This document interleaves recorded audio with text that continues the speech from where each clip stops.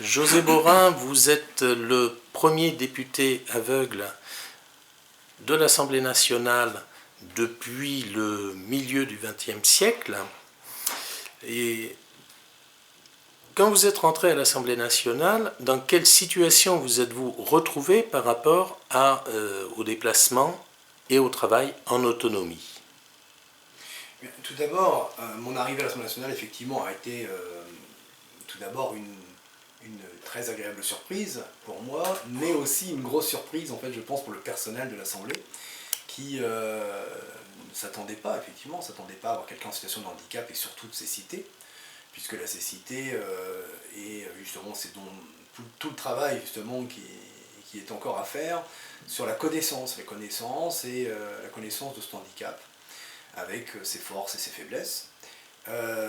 Effectivement, le fait de se déplacer dans l'Assemblée nationale, c'est au départ un peu effrayant, puisque c'est quand même 130 000 m² de bureaux, c'est quand même un palais Bourbon qui est immense, ce sont une multitude de bureaux, de dépendances, de salles de réunion, etc., qui sont un peu dispatchés, un peu sur tout le secteur géographique là, autour de la rue de l'Université.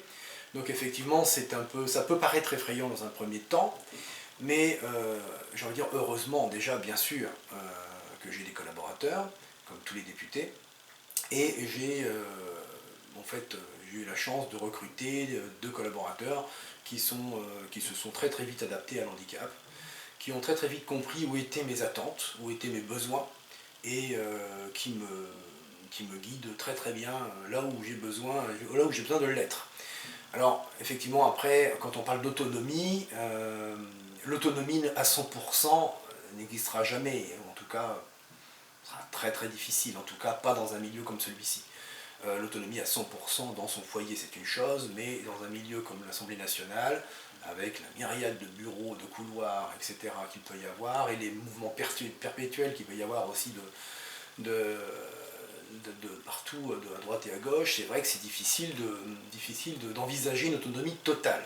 Mais c'est vrai que aujourd'hui, par exemple, ce bâtiment-là, le 101, là où il y a l'essentiel des bureaux, etc., la restauration, c'est un bâtiment moderne quand même, qui a moins de 30 ans, autour d'une trentaine d'années. Donc c'est un bâtiment où, j'ai envie de dire, tout est perpendiculaire, tout est adapté, j'ai envie de dire, ça n'a pas été construit à la base pour les non-voyants, mais ça a été très facilement adapté et adaptable.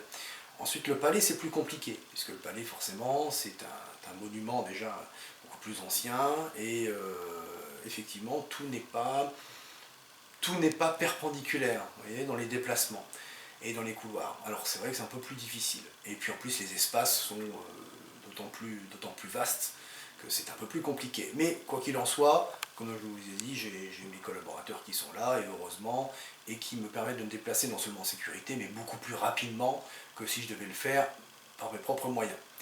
Donc j'ai rencontré ici, quand je suis arrivé, c'est vrai que j'ai eu beaucoup de bienveillance. J'ai rencontré beaucoup de bienveillance de la part du personnel administratif de l'Assemblée nationale, qui ont été tout de suite en fait à l'écoute, tout de suite à l'écoute, qui m'ont adapté. Alors c'est passé par des petites choses, mais qui sont pas anodines, comme par exemple le fait d'étiqueter les boutons de vote, donc le vote pour, le vote contre, l'abstention, donc par un petit P, un petit C ou un petit A. Et sur les boutons, ça ne paraît pas grand chose au départ, mais c'est quelque chose qui m'a permis effectivement au départ de ne pas avoir de confusion lors des votes et des scrutins publics, qui serait quand même un peu difficile. Après, effectivement, au niveau de l'accessibilité, moi, les marches et les escaliers, etc., pour moi, c'est pas un problème, puisque à partir du moment où je suis accompagné, et même si je n'étais pas, de toute façon, avec la canne blanche, quand on est non-voyant, on apprend justement, on apprend à se déplacer et en toute autonomie, en toute sécurité. Donc je veux dire, bon, les problématiques en fait des escaliers ou des marches n'en sont pas. Après, effectivement, tout ne peut pas être adapté. J'ai eu aussi du matériel informatique sur lequel je suis encore en train de me former, puisque moi, à 52 ans, je n'ai pas connu, lors de ma scolarité, je n'ai pas connu l'époque de l'informatique adaptée aux non-voyants, puisque c'est quelque chose de très récent. L'informatique pour non-voyants, c'était réellement il y a 30 ans, on va dire les balbutiements.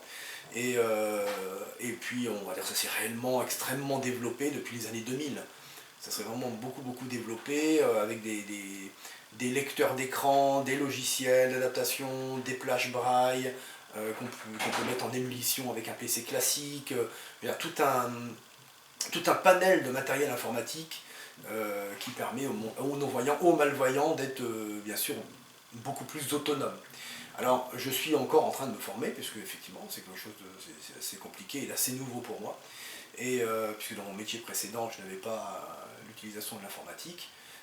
Aujourd'hui effectivement l'informatique braille et même simplement la téléphonie, hein.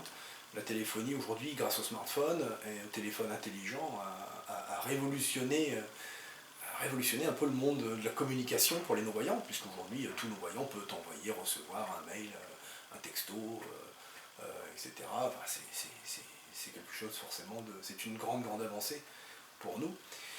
Et on va dire que les seules choses qui sont encore un peu compliquées et difficiles pour moi, ce sont par exemple lors des séances, effectivement tout ce qui s'affiche sur les écrans par exemple, le nom de l'orateur qui va s'exprimer, le numéro des amendements, qui vont être discutés, défendus ou pas, enfin, etc. Tout ça c'est sur écran et je ne peux pas avoir à mes côtés en permanence quelqu'un pour lire ce qui se passe sur les écrans. Ce qui veut dire qu'il n'y a pas d'alternative vocale qui vous parviendrait par une oreillette, par exemple. Alors, si je peux éventuellement, mais c'est encore, voilà, c'est une contrainte technique, mais qui est dans l'absolu faisable, c'est par exemple, effectivement, d'être en communication avec une oreillette, avec mon collaborateur, qui lui pourrait peut-être m'indiquer certaines choses. Mais l'Assemblée n'a pas fait.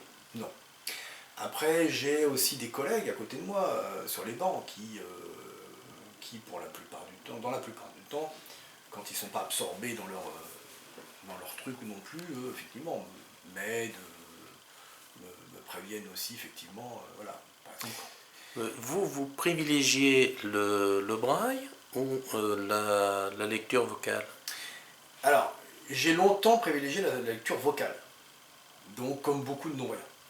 Parce que c'est effectivement plus rapide, parce que un bon lecteur braille ne peut pas lire, même un bon lecteur braille ne peut pas lire aussi vite en fait qu'un lecteur en noir, ce qu'on appelle en noir, donc en lecture classique. Et c'est vrai qu'effectivement, souvent il y a cette solution, notamment de par le smartphone aujourd'hui. La lecture des SMS, des MMS et des mails souvent se fait de manière vocale, ce qui est beaucoup plus rapide et ce qui évite de devoir connecter, parce que certains le font, hein, mais devoir connecter le téléphone, le smartphone avec une plage braille par exemple, pour avoir sous les doigts en fait effectivement ce que l'on veut écrire ou lire. Mais donc la lecture vocale en général chez nos voyants, c'est vrai que c'est quelque chose qui, voilà, on s'habitue et on réussit à avoir quelque chose d'assez réactif et assez rapide justement dans la lecture vocale. Et côté documents, puisqu'il y a beaucoup de documents, les textes d'amendement, les textes de loi, mais aussi des documents que vous recevez de commission ou de l'extérieur, quelles difficultés rencontrez-vous? J'imagine que la plupart sont dans un format PDF ou un format texte, Oui. mais quelques-uns peuvent vous arriver en PDF format image, et là ça nécessite un travail très particulier pour les lire. Tout ce qui est graphique ou image, bien sûr que il ne sera jamais possible, à part me l'expliquer, me le décrire, sinon ce ne sera jamais possible. Par contre, j'ai la chance, depuis l'année dernière, d'avoir pu obtenir l'achat d'une embosseuse braille, une imprimante qu'on appelle embosseuse, qui est un outil malheureusement très coûteux, très frayeux, mais ça coûte plus de 5000 €.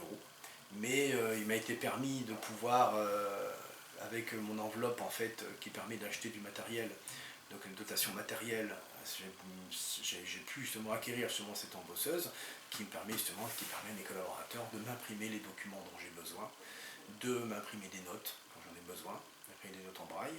Et j'ai également commandé là, il y a maintenant 2 semaines, une machine à lire, donc qui est une machine qui est vraiment fabuleuse. J'ai découvert ça il y a peu de temps, qui est une machine en fait sous laquelle une machine assez compacte sous laquelle en fait on place n'importe quel courrier, n'importe quelle feuille en fait, et qui vocalement nous lit même l'écriture manuscrite. ce qui est quand même assez incroyable. Oui, donc les progrès de la technique. Alors, l'Assemblée nationale prépare, semble-t-il, un parcours de visite adapté aux personnes déficientes visuelles. Oui. Qu'est-ce que vous espérez pour votre quotidien de l'élaboration de ce parcours? Par exemple, pourquoi pas l'installation de bornes sonores qui vous permettraient de vous repérer quand vous avez besoin d'être... Exactement, c'est tout à fait ça. Pour moi, l'idéal serait effectivement des bornes, des endroits bien précis qui puissent permettre de nous situer, de savoir où on se trouve, effectivement, et de pouvoir mémoriser notre parcours. Alors, ça serait difficile pour quelqu'un qui ne connaît pas du tout les lieux. Voilà, et franchement, je pense que des bornes ne suffiront pas à quelqu'un qui ne connaît absolument pas les lieux, d'arriver et de se déplacer aisément dans le palais, parce que c'est quand même compliqué, grand, c'est voilà, c'est pas évident. C'est pas évident, et puis ce sont des pièces qui ne sont pas, qui peuvent être un peu, si vous voulez, qui peuvent être un petit peu à la diagonale de là où on se trouve, donc c'est pas évident pour un non-voyant d'appréhender vraiment vraiment la géographie du lieu. C'est pas évident. Par contre, effectivement, déjà de disposer de bornes qu'on puisse activer à distance, par exemple avec une télécommande, comme on le fait avec les feux rouges, par exemple, ça pourrait être intéressant. Mais à condition, pareil, que ce soit pas non plus que ce soit pas nuisible pour les autres, parce qu'effectivement, si on commence à avoir des bornes qui se déclenchent à tous les coins du palais tous les 2 minutes, ça peut être un peu compliqué aussi. Mais effectivement, ça peut être, à mon avis, quelque chose de beaucoup plus utile, entre guillemets, que des repères au sol, qui pour moi, par exemple, dans la rue, ont très peu d'utilité. À part les bandes podotactiles qui se trouvent en fait aux endroits dangereux, comme avant les escaliers ou au bord des passages piétons, par exemple. Ça, c'est quelque chose qui est intéressant et qui est utile.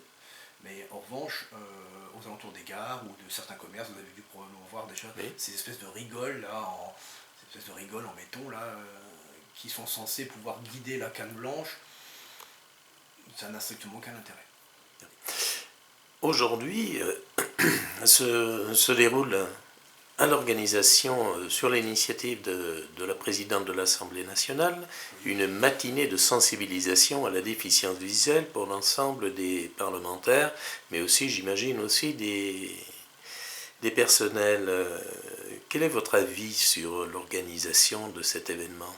Je suis allé ce matin à 8h30, il y avait déjà une rencontre avec quelques intervenants, et notamment 2 jeunes femmes étudiantes et un homme, masseur-kinésithérapeute, qui nous ont parlé de leur parcours, qui nous ont parlé un peu de leurs difficultés, de ce qu'ils avaient pu rencontrer dans les difficultés, notamment en matière d'études à la faculté.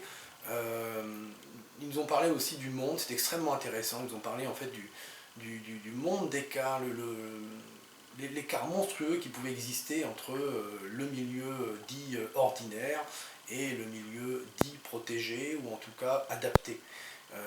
C'était souvent des jeunes hommes, enfin un jeune homme ou des jeunes femmes qui sortaient de l'Institut national des jeunes aveugles, donc qui avaient évolué lors de leurs études en fait dans un milieu adapté à la cécité, et qui se sont retrouvés du jour au lendemain en faculté, dans des facs pour lesquelles à la base rien n'a été prévu, entre guillemets, pour des personnes atteintes de cécité ou en tout cas de grosses déficiences visuelles.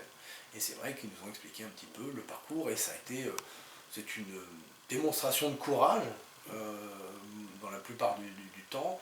La plupart des cas, c'est une démonstration vraiment de courage et de pugnacité vraiment pour réussir à dépasser les clivages, les idées préconçues et les obstacles qui peuvent être devant nous par rapport à ne serait-ce que le corps professoral qui n'est pas forcément formé à la base, et qui peut difficilement l'être, parce qu'en fait il existe quasiment autant d'handicaps que de personnes, donc, parce que chaque personne n'appréhende pas son handicap de la même manière.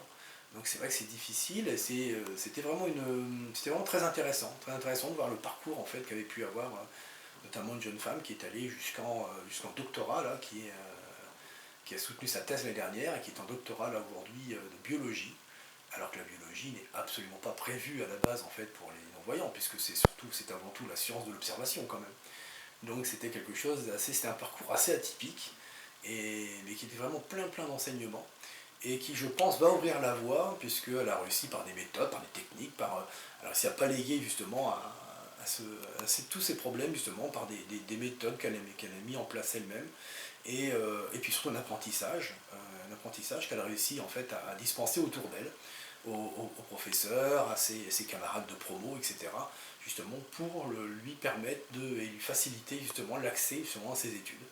Donc c'était quand même extrêmement intéressant. Et effectivement, je pense que les choses avancent dans le bon sens. Je pense qu'il faut toujours voir le verre à moitié plein, hein, et je pense que les choses avancent dans le bon sens, et même si effectivement il n'est qu'à moitié plein, il n'est pas encore rempli. Donc il y a quand même des tas de raisons d'être positif, mais à partir du moment où les gens s'en emparent, à partir du moment où, par exemple, les parlementaires, le fait que les parlementaires s'en emparent, là, le fait que ce souhait de la présidente de l'Assemblée de vouloir faire cette journée, je pense, de sensibilisation, donc parallèlement au groupe groupe d'études handicap et inclusion, je trouve que c'était vraiment une très bonne initiative, et je pense qu'il y aura effectivement des retentissements, je pense, je veux dire vraiment beaucoup plus large justement sur cette journée. Je pense qu'effectivement ça ne sera pas là, ce n'est qu'un début, c'est qu'une première expérience, mais ça ne sera à mon avis pas la dernière. Et le fait effectivement, qu'il puisse y avoir aujourd'hui des personnes en situation de handicap qui soient parlementaires, c'est aussi effectivement aujourd'hui, c'est aussi une chance, quelque part. C'est ce que je me suis un peu dit à mon arrivée au Palais Bourbon, quand on me posait la question, en fait, qu'attendez-vous en fait de votre mandat? Ce que j'attends de mon mandat, c'est effectivement ouvrir les yeux, finalement, ouvrir les yeux des gens sur l'handicap, pas seulement visuel, mais l'handicap de manière générale, et pour un non-voyant, réussir à ouvrir les yeux des gens, c'est une double performance. Donc je m'en féliciterai si j'y parvenais.